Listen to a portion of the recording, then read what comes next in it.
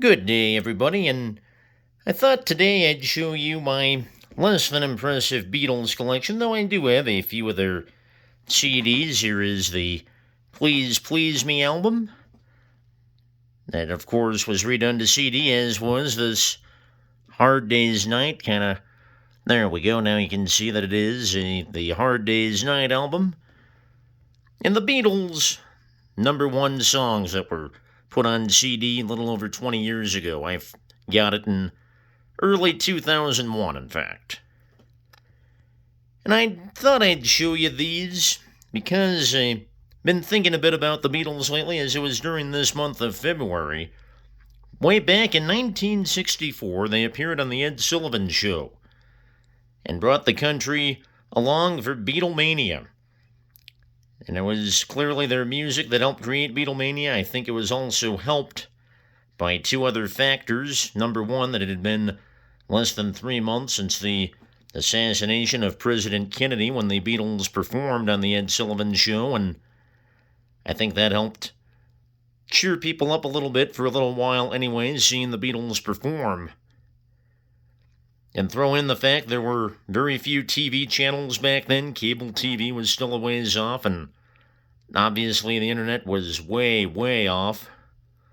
Long ways out. So, when the Beatles performed on The Ed Sullivan Show, everyone, at least most people that had TV, wanted to see it. And that brought the Beatles to life, and they are my favorite group.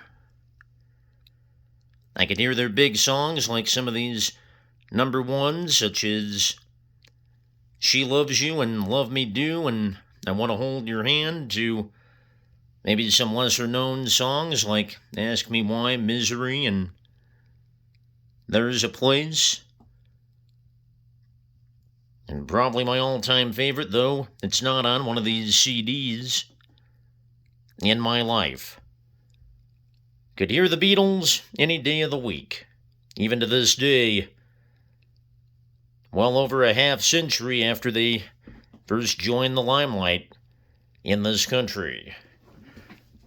And I have to show you a CD of one of the Beatles' biggest influences, Buddy Holly, who I've talked about before. Buddy Holly, who was an all-time great in the 50s, had terrific music, was a musical genius even though he was very young back then. Knew his stuff, knew how to sing, knew how to play guitar. A tremendous performer. Just a shame he died. And it was also during February, unfortunately, February 1959, February 3rd, to be exact, that Buddy Holly, along with the Big Bopper and Ritchie Valens, were killed in that tragic plane crash in the Midwest.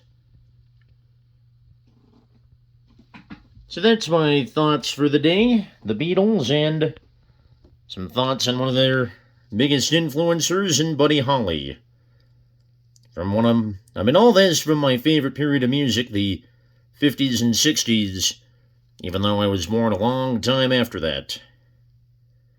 But thanks to all of you for watching and sharing bearing with me with my thoughts for the day. Talk to you soon. Take care, everyone. Enjoy the rest of your day.